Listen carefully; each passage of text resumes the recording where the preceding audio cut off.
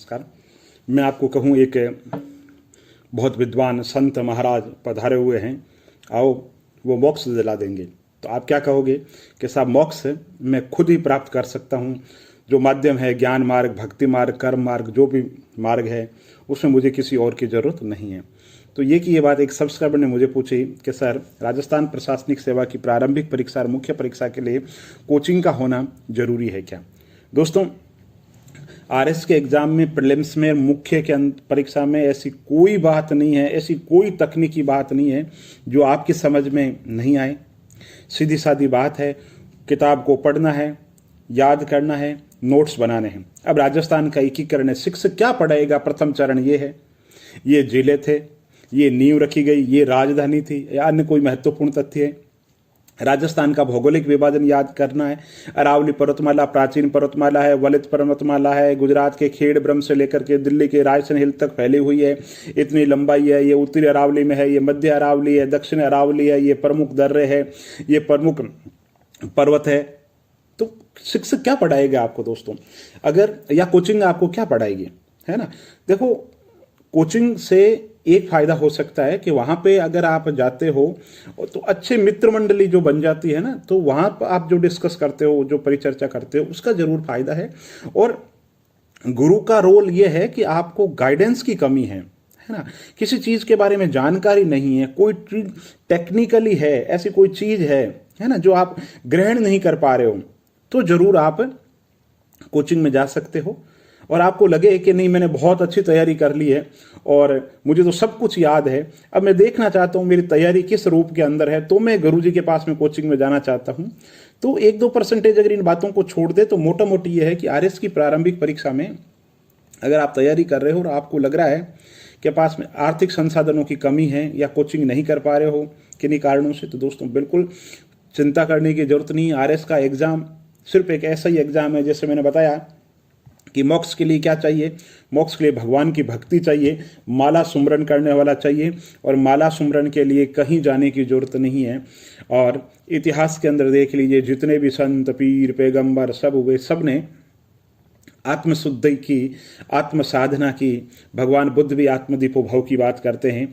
तो आप एक कुर्सी पर बैठ करके इस तरह पुस्तकों का चयन करके लगातार पढ़ते रहेंगे तो किसी भी कोचिंग की जरूरत नहीं है। और आज के युग के में ग्लोबल युग है, इंटरनेट का है, और यूट्यूब पे अच्छे से अच्छे चैनल है, अच्छे से अच्छी सामग्री है, अच्छे से अच्छे विद्वान लोग पढ़ा रहे हैं। तो मेरी दृष्टि में, है ना, कोचिंग का कोई इतना ज़्यादा क्रेज आपके दिलो दिमाग में नहीं होना चाहिए। अगर आप आर्थिक रूप से सक्षम है, करना चाहते हो, तो कोई नुकसान भी नहीं है, छोटा मोटा फायदा भी है। लेकिन सबसे जो बड़ी चीज़ है वो है दृढ़ इच्छा शक्ति, आपका जज्बा कि नहीं, मुझे तो तैयारी करनी है ना। तो चाहे भारत का राष्ट्रीय आंदोलन हो, चाहे प्राचीन इतिहास हो, चाहे मध्यकाल हो, चाहे भारत की अर्थव्यवस्था हो, चाहे भारत की राज व्यवस्था हो, चाहे समसामयिक मुद्दे हो, तैयारी के लिए यहाँ बैठना पड़ेगा। प्रतियोगिता दर्पण ले ली, राजस्थान पत्रिका ले ली, करंट के नोट्स हैं, तो कौन सा महत्वपूर्ण व्यक्तित्व है जो चर्चा में रहा है, कौन सी कमेटी बन गई, कौन सा आयोग बन गया, इसमें मुझे नहीं लगता दोस्तों कोचिंग का कोई बहुत बड़ा योगदान है। इस साल का ज्ञानपीठ पुरस्कार किसे दिया गया, तो भैया रटना है, ज्ञानपीठ पुरस्कार किसे दिया, याद करना है। इसी तरीके से इस साल के जो खेल रत्न पुरस्कार है वो किसे दिए गए, केंद्रीय साहित्य अकादमी का पुरस्कार किसे मिला, तो उसमें कोई कोचिंग वाला क्या पढ़ाएगा? भारतीय संविधान के अनुच्छेद है, उसमें कोई क्या पढ़ाएगा? विज्ञान की शाखाएं पढ़नी है। विज्ञान जरूर थोड़ा बहुत ऐसा तकनीकी प्रवृत्ति का है जिसमें कोई ऐसा सिद्धांत हो सकता है जो आप कैच नहीं कर पाओ, तो वहाँ पे शिक्षक की भूमिका हो सकती है। उसमें भी बहुत से अच्छे यूट्यूब के चैनल हैं जहाँ पे आप विज्ञान और प्रौद्योगिकी से संबंधित ऐसी बहुत सी चीज़ें हैं जो पढ़ सकते हो यूट्यूब चैनल पे। एक रजनी मैम करके है, मैं आपको सलाह दूंगा यूट्यूब पे, है ना, आप उनके वीडियो जरूर सुनिए। और विज्ञान के लिए आप एनसीईआरटी से अपने मूलभूत अवधारणाओं की शुरुआत करते हैं। इसी तरीके से भारतीय अर्थव्यवस्था के अंदर भी कुछ 1-2 टॉपिक हो सकते हैं जो समझ में नहीं है। बाकी प्रमुख उद्योग धंधे, गरीबी निवारण की योजनाएं, बेरोजगारी निवारण के लिए कौन कौन सी योजनाएं चलाई जा रही है, प्रमुख उद्योग धंधे कहाँ है, कृषि में क्या है, उद्योग में क्या है ना, भारतीय अर्थव्यवस्था की विशेषताएं क्या है, बजट के अंदर क्या है। तो बजट तो भैया रटना पड़ेगा कि बजट जो पेश किया गया है उसमें विकास दर इतनी बताई गई, रक्षा पे इतना खर्च हुआ। आर्थिक समीक्षा है तो आर्थिक समीक्षा में घोटे ही मारने पड़ेंगे, है ना, कि प्रति व्यक्ति आय क्या है, कितना कर्ज है, 1 रुपया राजस्थान सरकार को आता है, कहाँ जाता है, कहाँ से आता है, भारत सरकार को 1 रुपया आता है, कहाँ जाता है, कहाँ से आता है, कितना विदेशी ऋण है, बैंकिंग से संबंधित कौन सी पहली बैंक थी, रिजर्व बैंक की स्थापना कब की गई, एसबीआई की स्थापना कब की गई, क्या रिजर्व बैंक के काम है, अंतर्राष्ट्रीय संगठन है तो अंतर्राष्ट्रीय संगठन कहाँ पे ऑफिस है, वर्तमान में हेड कौन है। तो इसमें किसी भी कोचिंग को पढ़ने की जरूरत नहीं है। सबसे पहले आपके लिए दोस्तों जरूरी है जज्बा, विल पावर, कि मैं कर सकता हूँ, पहली चीज। बाद में पाठ्यक्रम को देखो, एक एक पॉइंट को देखो, एक भी पॉइंट छूट नहीं चाहिए। और जो पॉइंट पढ़ रहे हो उसके सामने किताब लिखी, जैसे आज आप पढ़ रहे हो, क्या पढ़ रहे हो, जैसे टॉपिक ले लिया साहब राजस्थान में सहकारिता, तो सहकारिता से संबंधित सहकारिता क्या है, सहकारिता सबसे पहले कब संस्थान की स्थापना की गई, सहकारिता कानून कब आया, सहकारिता का त्रिस्तरीय ढांचा क्या है, कौन कौन सी संस्थाएं हैं, क्या लोनिंग सिस्टम है, बस इससे संबंधित कोई कमेटी, 97 में संविधान संशोधन आया, सहकारिता को मूल अधिकार का दर्जा दिया गया, या जो भी महत्वपूर्ण तथ्य है, तो उसमें शिक्षक क्या पढ़ाएगा, है ना। राजस्थान के वित्तीय संस्थान है तो रीको की कब स्थापना की गई, रीको एक तरफ रीको लिखिए, एक तरफ आरएफ से लिखिए, है ना। तो किस साल स्थापना की गई, क्या पर्पज था, कौन कौन सी स्कीम चलाई जा रही है, वर्तमान में इनके अध्यक्ष कौन है, या कोई नवीनतम योजना चलाई जा रही है। तो दोस्तों वही बात है ना, कि शंकराचार्य ये कहते थे कि जो व्यक्ति आत्मा और ब्रह्म में कोई भेद नहीं है ना, जो ब्रह्म विद ब्रह्म भवति, यानी जो ब्रह्म को जान लेता है, जो परम सत्य को जान लेता है, वो खुद ही ब्रह्म है। तो जिस दिन आप ब्रह्मा किस दिन बन जाओगे, आप जिस दिन आप पहचान लोगे कि आप खुद अपने आप में अनंत ऊर्जा के भंडार है, आप में को कहीं भटकने की जरूरत नहीं है।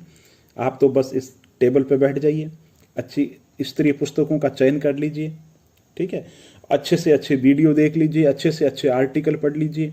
और इसमें भी मैं ये कहूँगा, एक छोटा सा टॉपिक है, अलग अलग पुस्तकों से मत पढ़ो। राजस्थान का प्रजामंडल है तो लगभग सब में एक ही मिलेगा, कोई नई चीज जानकारी कोई भी नहीं देगा, और देगा तो अननेसेसरी कोई चीज है वो फैक्ट लेकर के आएगा, उसका परीक्षा की दृष्टि से कोई उपयोगिता नहीं है, कोई महत्वपूर्ण नहीं है। अब जैसे राजस्थान के साहित्य हैं, राजस्थान साहित्य के अंदर मैं कोई मर्म चीज ढूंढ करके लेकर के आऊं कि साहब मैंने ये पढ़ी राजस्थान के साहित्य, तो उन चीजों का कोई औचित्य नहीं है ना।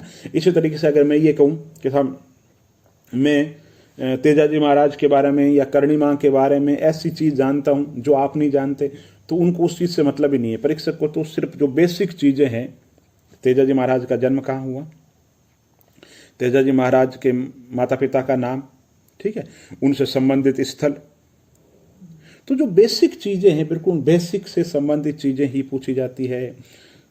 और कम पुस्तकें पढ़ो, स्तरीय पुस्तकें पढ़ो, बार बार पढ़ो, नोट्स बना करके पढ़ो, पिछले सालों के जो प्रश्न पत्र है उनको देखते हुए पढ़ो, समसामयिक मुद्दों से परिचित रहो, पढ़ते रहो, वापस उनका रिवीजन समय पे करते रहो। और कोई स्तरीय जो टेस्ट सीरीज है ना, किसी चैनल वगैरह पे है, जैसे टेलीग्राम पे हो सकती है, उनको देखते रहो, या टेस्ट सीरीज ज्वाइन भी कर सकते हैं। कोई किसी कोचिंग की ऑनलाइन जो टेस्ट सीरीज है, या कोई वेबसाइट है उसकी ऑनलाइन टेस्ट सीरीज है, वो ज्वाइन कर लो, तो उससे आपका मूल्यांकन होता रहेगा, है ना। कोचिंग की बजाय, कोई भी कोचिंग जाने की बजाय या जाने की इच्छा रखने की बजाय, अगर कोई स्तरीय कोचिंग है और उसकी ऑनलाइन सीरीज अवेलेबल है, टेस्ट सीरीज, तो टेस्ट सीरीज के लिए आप बहुत विशेष ध्यान दें, क्योंकि इससे आपका मूल्यांकन होगा और एग्जाम के अंदर जो आप गलती करते हो वो गलती वहाँ पर नहीं करोगे अगर आपने घर पे प्रैक्टिस कर रखी है। तो मोटा मोटी बातें मैंने आपको बता दी है, और इसके डिस्क्रिप्शन में एक आर्टिकल लिख रखा है बड़ा सा कि तैयारी कैसे करें, कौन सी पुस्तकें पढ़ें। और इस संबंध में अगर और कोई आपको जानकारी चाहिए तो आप कमेंट बॉक्स में जा कर के मेरे से पूछ सकते हैं, मैं जवाब देने की कोशिश करूँगा। और आत्मविश्वास बना करके रखें और खुद पे भरोसा रखें, और खुद को धोखा कभी भी नहीं दे, और मेहनत के अंदर कोई कमी नहीं रखे। बाकी कोई प्रॉब्लम नहीं, मस्त रहें।